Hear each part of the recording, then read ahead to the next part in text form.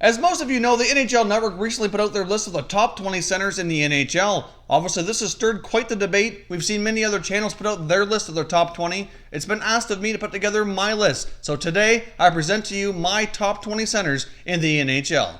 And that's coming up next.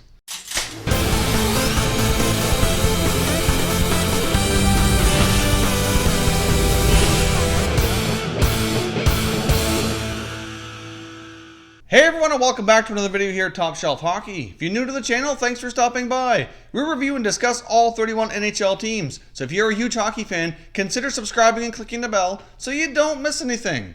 So as I mentioned off the top here, today I'm going to present to you my list for the top 20 centers in the NHL. Once the NHL Network released their list not too long ago, it spawned quite a debate here amongst a lot of hockey personalities and YouTubers, and I've seen other channels do their list, and I've been asked through the comment section on multiple occasions to put together who I think is on my list. This is something I've been working on over the past few days, but I already had a lot of other videos lined up here to be produced to the channel, so now we finally get to it. So for me, I had a really hard time putting this list together. There's lots of great centers that play in the NHL, and I actually had a hard time cutting out a couple of guys to cut it down to 20, so you're actually going to end up with my top 21 really, because for me at the number 20 spot, I ended up with a tie. So let's jump right into it here. Now at number 20, I've got William Karlsson, Wild Bill, the Vegas Golden Knights. Had a tremendous year last year, putting up 43 goals, playing first-line minutes for the Vegas Golden Knights, leading them to a lot of playoff success, division lead. I mean, they had a tremendous Cinderella story all year long. Obviously, this was a first really breakout year for Karlsson, but not only did he score goals, he was a good playmaker, he was good on the faceoffs, really did it all. If that kind of play continues for Karlsson, he'll certainly work his way up here on my list here as the years go on. But for right now, I have him ranked tied for number 20. It's just based on the fact that he really has one solid year of that kind of performance. Now, tied with him at number 20 right now is Matthew Barzal, the New York Islanders. Now, we're kind of in the same boat. Barzal's coming off his rookie campaign, putting up 85 points, Calder Trophy win, and with John Tavares leaving the Islanders, obviously his role is going to be that much more important, and he's going to be getting even more bigger playing time here, more minutes, which also is going to mean he's going to be playing against tougher competition more often, tougher defenders, etc. So he's going to have his work cut out for him to continue his strong play, but Barzal was certainly very impressive last year as a dynamic playmaker. Can score some goals. He needs to work on his faceoffs like a lot of young centers do as well. Wasn't real great in the faceoff circle, but otherwise he's very dynamic and certainly deserves to be in the top 20.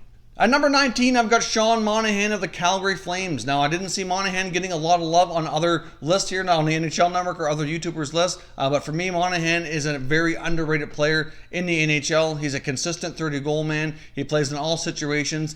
He's good on faceoffs. He really does it all for the Flames, playing on that top line, and I really think Monahan is a player who doesn't get enough recognition. So for me, Sean Monahan is number 19.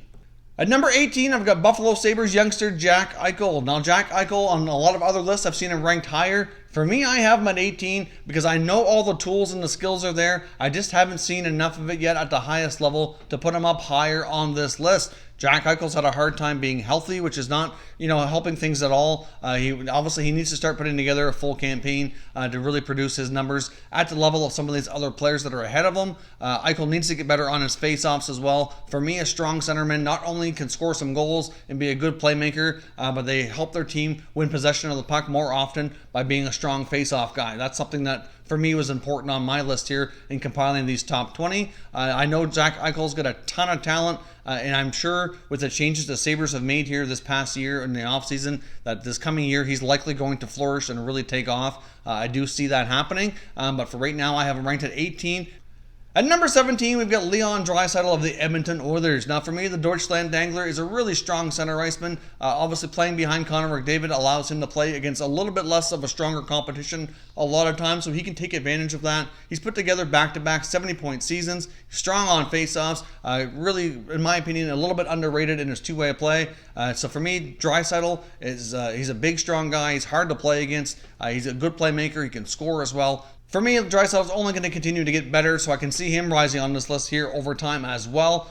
Number 16, we've got Sean Couturier of the Philadelphia Flyers. Now, obviously, this past year was a bit of a breakout year for Sean Couturier. He's always been a pretty solid player, but really before this year, we've seen him playing a lot of second and third line duty for the Flyers.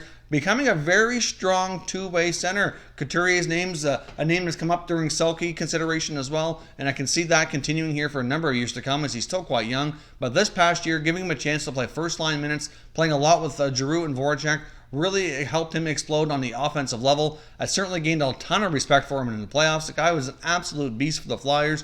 Even though they lost against the Penguins, you've seen what kind of character he was made out of, and you've shown how much pain he was willing to pay through and pay the price for his team. He's strong on faceoffs, strong two-way play, and a heck of an offensive player that we saw last year. So for me, Sean Couturier really skyrocketed up the list here, and I have him at number 16. 15, we've got the steady and reliable Ryan Getzlaf here of the Anaheim Ducks. Obviously, Getzlaf can play in all situations as well. He's a very good playmaker. He can score. He can play on special teams. Good on faceoffs. He's really done it all. He's been in the league now for quite a number of years and has proven to be a very reliable, steady veteran, and I have him at number 15. At number 14, we've got Nicholas Backstrom of the Washington Capitals. Now, in my opinion, during his career, Backstrom has been one of the more underrated players in the NHL, often way up there in the league in assists. He's been close to a point-per-game player through his entire career. He's certainly improved his face-off and his two-way play over the years as he's matured as well. At this point in time, he's kind of starting to play more of a secondary role as he plays behind Kuznetsov. Kuznetsov has kind of moved ahead of him to play with Ovechkin on that top line,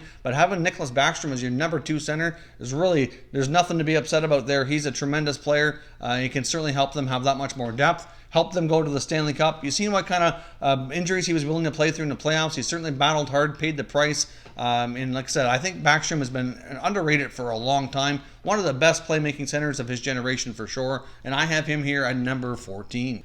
At number 13, we've got John Tavares, the newest member of the Toronto Maple Leafs, obviously playing his entire career up until now with the New York Islanders. As we can see before, Johnny Tavares, he can score some goals. He's a great playmaker. He can work hard down low. He's made a lot of guys look foolish with his stick handling, as well as his strong play along the boards. Decent on faceoffs. Really a really strong all-around center iceman. There's a lot of ways that you compare Tavares to some other guys up on this list that, you know, he may not be as flashy or get as much recognition, but John Tavares has been one of the top centers in the NHL his entire career. Getting him a chance to play with the Maple Leafs, I think it's just going to give him that much more exposure, give him some pretty good line mates to play with as well. And I do expect a potential season where we could see Tavares maybe even break some of his career highs and really step forth here and have a chance to even move up this list a little bit later into his career.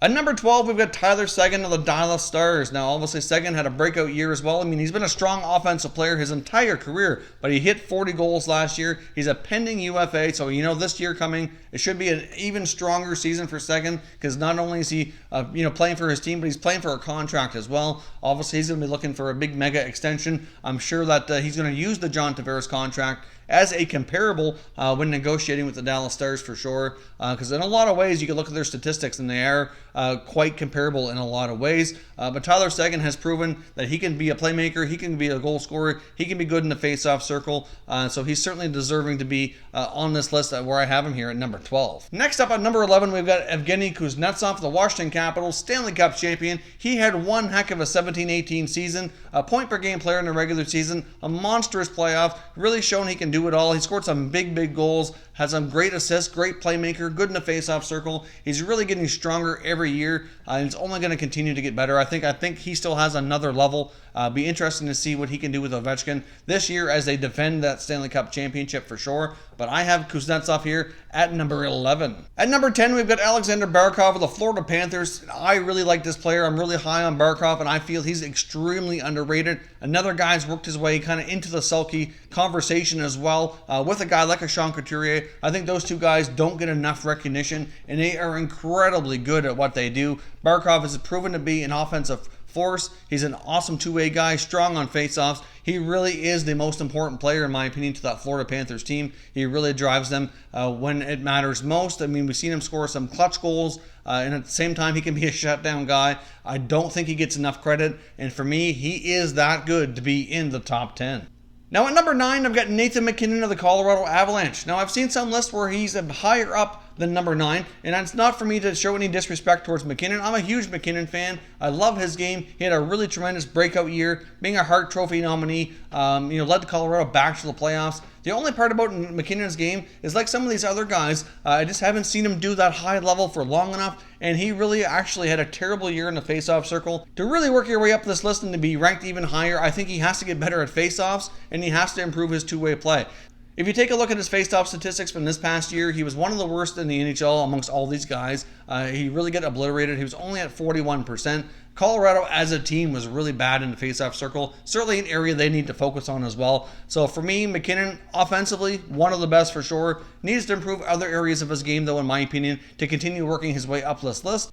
At number 9, we've got Mark Scheifele of the Winnipeg Jets. Scheifele, again, was an absolute beast in the 2018 playoffs, taking Winnipeg quite far along to the conference finals. I mean, the Winnipeg Jets really rely heavily on this guy. He was a little bit slower to develop into the NHL, but that draft pick that they made with the first pick in Jets history after they returned to Winnipeg has really proven to be a very solid case. I mean, he is a tremendous goal scorer, strong playmaker. He's a big, strong, really smart guy. There's not too many players in the NHL, in my opinion, that are smarter and have higher hockey sense than Mark Scheifele.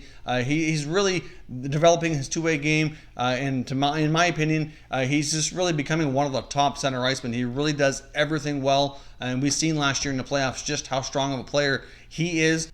Number 7, we have the very steady, the very reliable Mr. Selke, Patrice Bergeron. Patrice Bergeron has had a tremendous career with the Boston Bruins. If you look up the word steady, reliable in the dictionary, you're going to see his picture there. Like, he's that good, and he really means that much to the Bruins franchise. Often playing on their top line, that line between Pasternak and Marchand, you could argue is the best line in hockey. I mean, at some point in time when his career is over, they could probably rename the Selke Trophy to the Bergeron Trophy. Like, he's won it so many times, and he's been in that conversation. But he also plays, a very mature and sportsmanlike game. He's been in the conversation for the Lady Byng before as well. So I have a lot of respect for Patrice Bergeron. He's one of the best two-way players in the game. One of the best at faceoffs as well. He's a strong faceoff guy. Could score 30 goals, relatively consistently here. In my opinion, Bergeron's one of the best two-way centers to ever play the game, and certainly deserves to be high up on this list for sure. Next up at number 6, we've got Austin Matthews of the Toronto Maple Leafs. Now, I know the NHL Network and some other lists had him higher, and the reason I don't is I just need to see a little bit more. He's played 2 seasons in the NHL, and last year his numbers technically didn't improve a whole lot because of injuries, but if you prorate those out to say if he played a full year, what his numbers would have been, he would have been a 40-plus goal scorer for sure. So really, overall, I think his play did improve. We've seen his faceoffs get better. We've seen his two-way play get better. I certainly think he deserves to be high up on this list, but I don't think he's quite strong enough and hasn't accomplished enough yet to be at like a number 4, number 5 spot just yet. As Matthews continues to improve and get even better, which I know there's more levels there that he's going to hit, and some of these other guys ahead of him move to later stages of their career, I know we're going to have Matthews move up this list here for sure. But for right now, I have him at number 6. I mean, he can be a solid goal scorer. He's a good playmaker, and like I said, he's really improved his defensive game and his faceoffs. So overall, I really like his game. He's one of the best for sure, but I have him at number 6. Next up at number 5, we got Steven Stamkos of the Tampa Bay Lightning. Now, Stamkos has had a terrific career so far. Early in his career, he was an awesome goal scorer. He can still score lots of goals, but he's even more of a playmaking center as of right now. He's good on faceoffs. I think his two-way play sometimes is a little bit underrated as well. Stamkos really has had a tremendous career and shown that he can do it all, and I do see him here as a top 5 center in the NHL.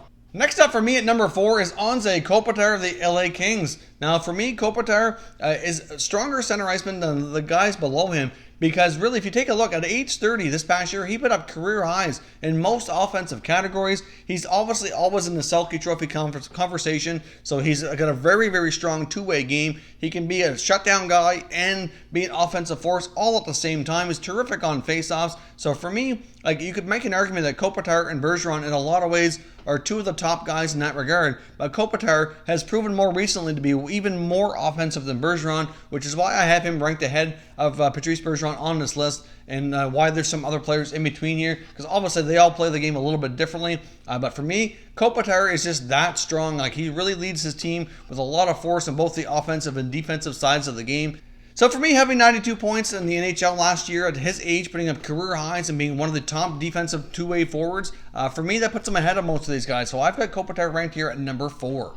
At number 3, we got probably the top underrated superstar of his generation. That's Evgeny Malkin. Now, Malkin's accomplished a lot with Stanley Cups and individual awards, but obviously playing with a guy like Sidney Crosby and having some other top superstars around him here in the NHL, sometimes he doesn't get quite as much recognition as he probably deserves. But Malkin is going to go down as one of the top centers of his generation. I mean, he's big and strong. You can't knock him off the puck. He can play that physical game. He can score lots of goals. He's a great playmaker. He really does everything well and has been a tremendous driving force to lead the Penguins to their multiple championships here during his career. And I think he's the third best player at his position in the NHL. At number 2, we've got Malkin's teammate here, Sidney Crosby of the Penguins. Obviously, Crosby's had a tremendous career. He's going to go down as one of the greats of all time. Obviously, right now, I think he's been surpassed as a top center in the NHL. But really, I think there is a strong argument to be made here that Crosby certainly still deserves that number 2 spot. He does everything well. He can score goals. He's, you've seen his hand-eye coordination is ridiculous. He can be a tremendous playmaker. And obviously, he's really, along with Malkin, the driving forces behind all those championships they put up together in Pittsburgh, numerous individual awards. I mean, I don't have to tell you just how good Sidney Crosby is. I mean, he's done it all. He's going to go down as one of the greats. I have him at number 2. Now, at number 1, we've got Connor McDavid. I think there's been pretty much the one thing that you've seen consistent across these lists here, that was most channels, at least the ones I've seen, is that McDavid is the top center in the NHL. Obviously, today's game is all about speed and skill, and McDavid exemplifies that to a T. I mean, there's nobody faster in the NHL. He can do things at full speed that most players struggle to do at slower speeds. I mean, it's ridiculous how good of a stick handler he is, and playmaker and goal scorer. Like, he really does everything well, and he can do it at an incredibly high speed. So I don't need to tell you here just how good McDavid is. Obviously, he won the Art Ross Trophy again here this past year. McDavid is definitely, in my opinion, the top center in the NHL. So that's my top 20 list for the top 20 centers in the NHL. I'm sure some of you are going to agree with some of my selections. Some of you are probably going to disagree with others. So I'd love to hear your comments down below. We can continue the conversation in the comment section and discuss who you think should be in this top 20 list. Now, if you're new to the channel here, I hope you consider subscribing. We cover all 31 NHL teams, and there's plenty of content here for all hockey fans to enjoy. So if you're new, hit that subscribe button. If you like this video, make sure you hit the like button as well. I'd appreciate it if you did. As always, thank you very much for watching, everybody. We will catch you next time.